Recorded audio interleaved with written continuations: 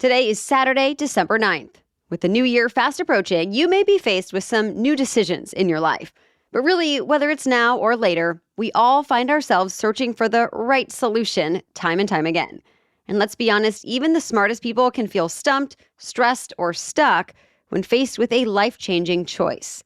So let our guest today help you out with a decision-making system, because Michelle Florendo is actually a decision engineer. She teaches a decision-making course at Stanford University and is also an executive coach. Michelle Florendo's podcast is called Ask a Decision Engineer, and she's led workshops on decision-making all over the world. Later, you'll hear Michelle coach one of the Newsworthy's team members through a financial decision. But first, I'm chatting with Michelle about the system she uses for less stress and more clarity every time, including what she likes more than a pros-cons list. Welcome to the Newsworthy Special Edition Saturday, when we sit down with a different expert or celebrity every Saturday to talk about something in the news. Don't forget to tune in every Monday through Friday for our regular episodes, where we provide all the day's news in 10 minutes. I'm Erica Mandy. It's now time for today's Special Edition Saturday. Michelle, thank you so much for joining us here on the Newsworthy. Erica, thank you so much for having me. Excited to be here. So I first just want to ask, why is decision-making often so hard and so stressful for so many people? We have so many decisions to make on a daily basis and in our lives, but we've never usually been taught how to make decisions. So there's like an education gap. And then the other piece of things is that often decision-making surfaces a lot of emotions and feelings. The combination of those ends up resulting in a whole lot of paralysis. Do you find that people struggle more with those big life-changing decisions, or is it really the everyday, never-ending little decisions that stress us out the most?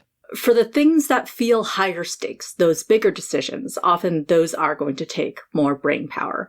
But because we also have finite brain power, just the way that things stack on top of one another, decision fatigue definitely can also be a challenge for folks. Do you have recommendations? I know people say, like, make your biggest decisions at the beginning of the day or something like that. What's your take on that? There is something behind that. You have a limited amount of energy that you can use for that cognitive, slow type of thinking for decision making. And so if you do have important ones, do it when you are not hungry, angry, lonely, or tired. HALT.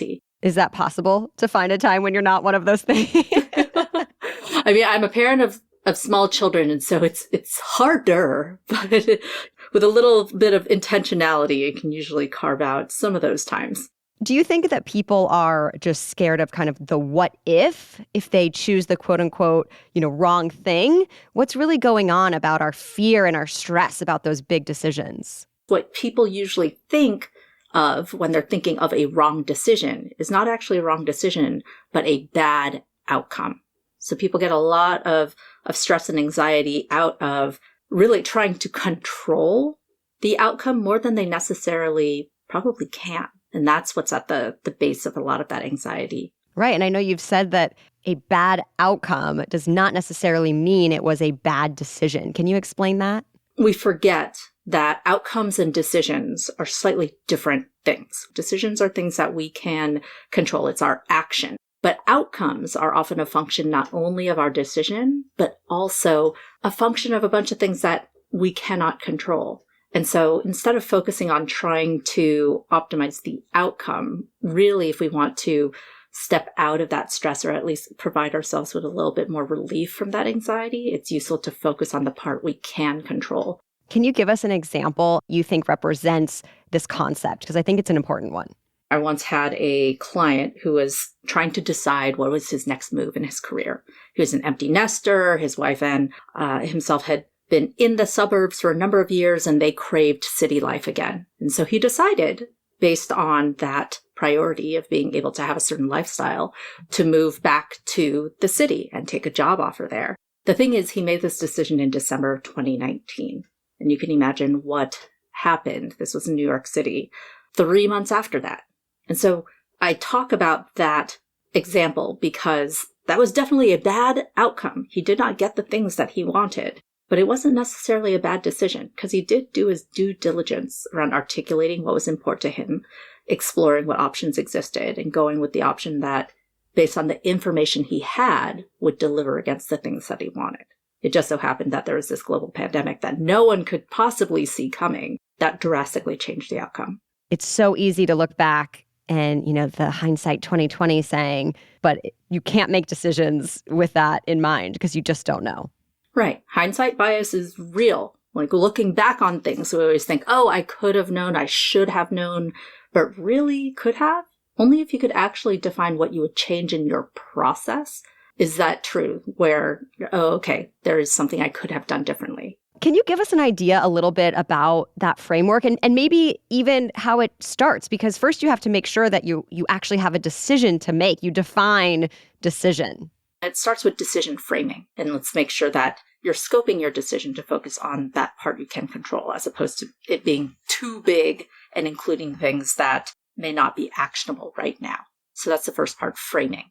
And then there are 3 components that you can examine. Your objectives, what are your options, and then what information do you actually have on how these options can deliver against your objectives. So there's framing, those 3 components, and then 2 other things to consider is sound reasoning. And so that's really, am I thinking through things in a thorough way? And then lastly, a commitment to action. Because without that commitment to action, there's no point in thinking about what's the best decision if you're not actually going to act on it. Ooh, that's a good point, because I've heard from people who say, I know it's a good decision to break off this relationship, but after they've made that decision, they still can't do it. What's going on there? I've seen some people who hesitate to take action because they don't like the idea of leaving the fantasy land of exploring possibilities. As long as they haven't taken action, they're not closing any doors. They can continue to fantasize and they don't want to leave that fantasy. I know some people who are hesitant to take action because they simply fear what is going to happen. Maybe they know that, given the action that they're going to take, they might make some people unhappy. It's kind of like they're just trying to avoid the inevitable. And then for other people, there might be other feelings going on where maybe they're actually feeling torn. Like they tried to make a completely rational decision and ignored their emotions. And their emotions are now like getting really, really loud because they didn't have a say in the decision. So how do you advise people on how to consider and manage emotions during decision making? I want to reassure people that emotions are not enemies in decision making. I think emotions get a bad rap. I'm an executive coach, so I coach a lot in the corporate space. And I hear people say things all the time, like, I need to make a good decision. I need to check my emotions at the door. I need to be completely rational. And I would say that's actually a mistake, because whether we acknowledge them or not, emotions are going to be there. So we might as well name what they are and get at the root of what are they pointing to so that we can use that data in our decision making. And I think something that people do when they're trying to manage logical and emotional feelings is build, a pros and cons list. Is that actually helpful? What do you recommend? So instead of using pro-con, I would advocate for using an attractive concerning table. For option A, what is it that attracts me to this? Why is it that I'm leaning in and writing that down, or thinking about, well, what is concerning about this? What is making me lean out or hesitate?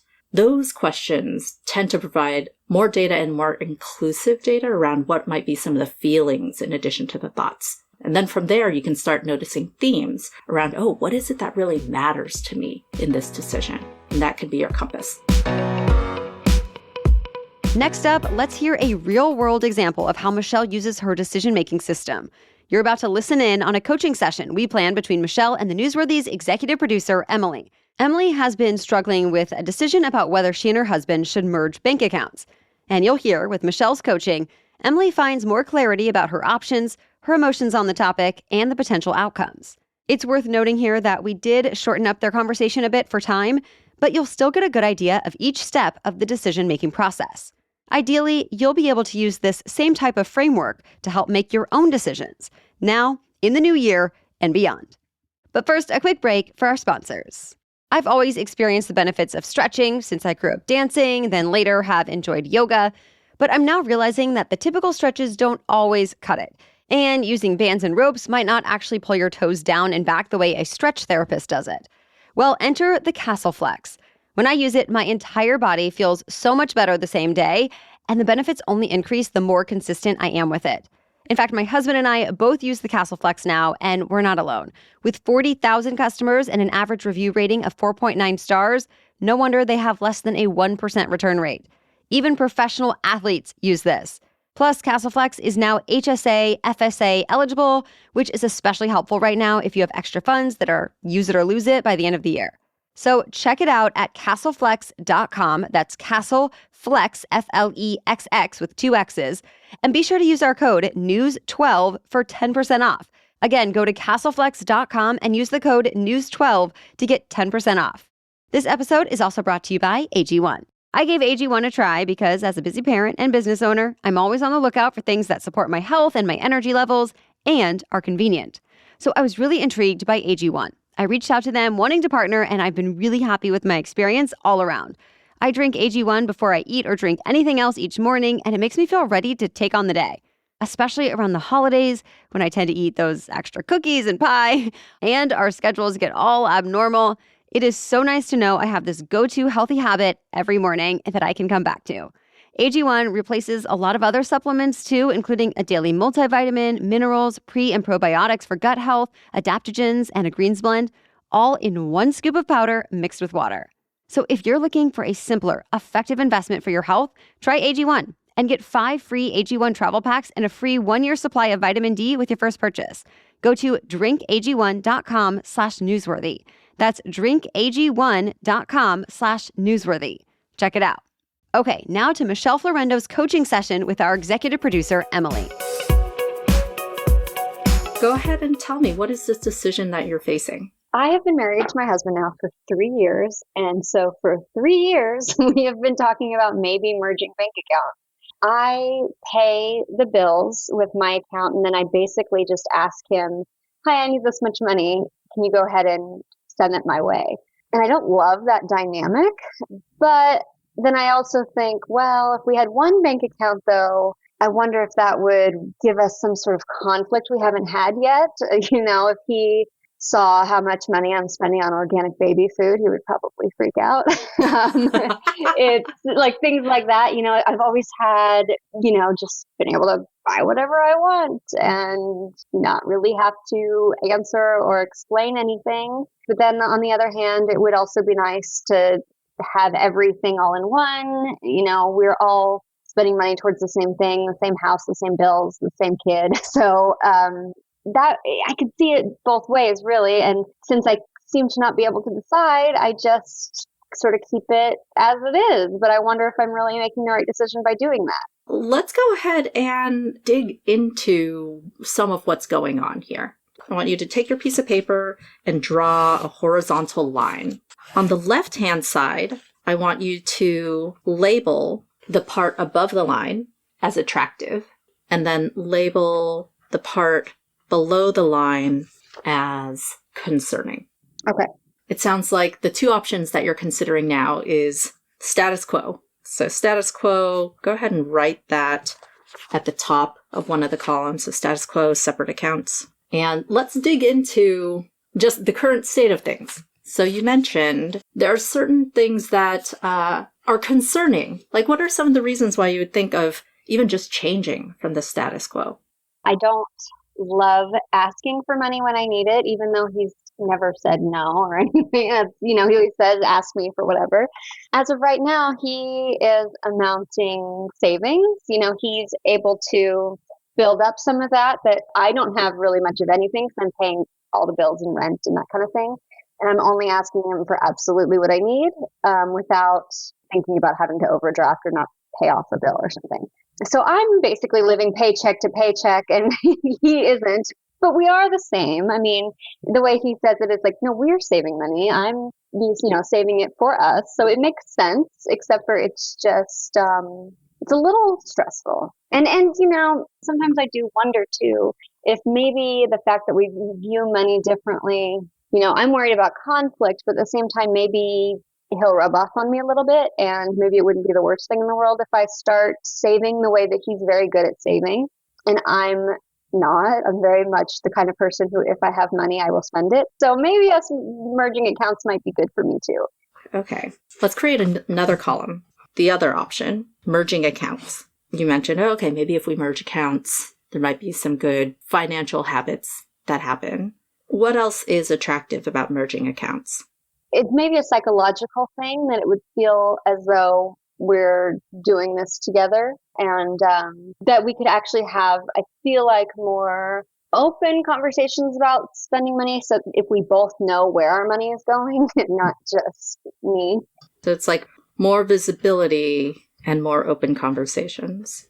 Yes. While I might not like that he'll be able to see every little thing I'm spending money on, it's probably good that he knows how much childcare is, groceries add up to be, the things that really are necessities. Anything else that is attractive about merging accounts? I guess if there was some sort of emergency, me not having to worry about, which account should I use, or, could you give me your credit card used for this or that kind of thing? If we really were in a pinch. It would be clear where that would come out. We would just all come out of the same pot. Okay, so we've talked through some of the things that are attractive about merging accounts. Talk me through what is concerning. It does go back to the fact that we have very different views on money. Part of me worried it is just going to be a fight waiting to happen. I do like the freedom of being able to not worry too much. Even about little extracurriculars for our son, things like that are on the more expensive end. I can kind of just look at my own bank account and be like, I can swing it. Whereas he cares so much about savings that if something seems very expensive, which some things are, he's much more likely to think, I don't know, is that really worth it? And maybe it's not. Just every little thing, I don't want to have to get into a whole conversation about. So right now we both make about the same amount of money. So I don't feel, too guilty spending when it's just my bank account. I worry that I might feel more guilty spending the money that he's earned. Even though we are both earning money for our family, I don't feel quite as guilty splurging if it's something that I've especially worked for. You would like to have a harmonious household while also having better kind of like feelings of shared, both of you in it together when it comes to finances. We've only outlined 2 options right now. Keep them separate, merge them. Are there any other options, like creative options you could think of that might help you get these things that matter to you? We could create a shared account and each keep our own separate ones. But then I do wonder what money is going to go where, So I haven't really thought through that. It seems like there are definite shared things where it feels like there are benefits to having them in shared accounts. Like I heard shared bills and then also shared savings. It'd be nice to have in a single place so you both have visibility and you both are contributing. And then I also heard there are some things that you would like to keep as discretionary, whether it's like him making the choice, it's his discretion to put that money into savings, or you making the choice to be able to spend on enrichment activities and that type of thing. And so I'm just playing that back as something that I'm hearing that could be an underlying structure as you think about that question you just raised. If you do have a shared account and then maintaining some separate accounts for other stuff. Yes, I would just have to figure out how we're going to split up the incoming money into which accounts. Well, go ahead and put that on a third column on your chart, because basically each column represents a possible option. And so this third one sounds like a shared account and then maintain separate ones. And it seems like one of the concerns is needing to figure out the actual logistics. So one question I have for you, since this is a decision that also involves another person, is what conversations have you had already with your husband? He's very agreeable, which is great. But I kind of I'm the one who goes back and forth with my decision making. And so I'll say, we really need to merge bank accounts. And he'll say, okay, yeah, well, let's do it. And then I'll be like, actually, I want to keep them separate. And he's like, all right, fine. So he sees all the Amazon boxes coming just like I do. It's not like I'm really hiding anything from him. I just have a fear. It's a different thing to actually see it on paper, how much is actually coming out. I'm kind of forecasting an issue that hasn't happened yet. Because even I'll get onto myself when I start looking, at the end of the month, I'll look at how I spent my money each month and I'll go, oh my gosh, look at how much I spent at Starbucks or whatever it is. And I guess it's my own fear of having somebody else judge me for how much I spent at Starbucks. We're going to do a little bit of just like activating the fast thinking. And so how would you feel about completely merging accounts? A little nervous. It's not like I have major anxiety about it, but I would sort of go in a little wary about it. How would you feel about creating a merged account or a shared account for some things and then maintaining separate accounts for other things? I have a fear that it will get complicated, but maybe if I actually wrote out a game plan for exactly how much is going in there and what will be spent there and what is going to be, our own savings. I like the sound of it. I just think I'd have to think through it a little bit more. And how do you feel if you just committed to, we're going to keep it separate? Okay, it's not the worst. It's just a strange dynamic that I don't like of having to go to him for money, even though we make the same amount of money. It just feels like I'm, asking my parents for money or something. It doesn't really seem like this is necessarily a decision of logic, but really, okay, which effort is more worth it for you? Is it more worth it to deal with the uneasiness of feeling like you have to ask for money all the time? Or is it easier to deal with okay, there might be a conflict I have to deal with and I'm conflict avoidant, or let me just draw up a plan for what this might look like? It's a strange thing because it seems simple when you say it out loud, but it's something I've been going back and forth on for 3 years. So I don't know why I'm having such a hard time with it. I guess the other thing that I'll point out is with the options of changing from the status quo, it's a reversible decision. Like you can try out a merged account and see how it goes and then make a new decision. There's fear of, either effort, coming up with a game plan, or fear of potential conflict. And I just wonder, once you're on the other side of that, what might be the new information you have on what might be a decision that really sits well for you. That's a good point. That's not a permanent, doesn't necessarily need to be a permanent thing if we don't want it to be. I think sometimes we forget that we can make multiple decisions in sequence, and it doesn't have to be just one, and then that's the end. Yeah, which is a good way to look at it. So what did Emily and her husband ultimately decide to do? She says they've chosen to keep their accounts separate for now and finds comfort in having more confidence in that choice, having really thought through the options. And of course, as Michelle pointed out, they can always choose to change their minds down the road. For more helpful tips from Michelle, check out our podcast called Ask a Decision Engineer. And check out michelleflorendo.com too. If you thought this was a helpful episode, please be sure to share it with a friend or a family member. And listen to our regular weekday episodes where we keep you up to speed on the day's news every weekday with convenient 10-minute roundups. So we'll catch you up on more news to know on Monday. Until then, have a great weekend.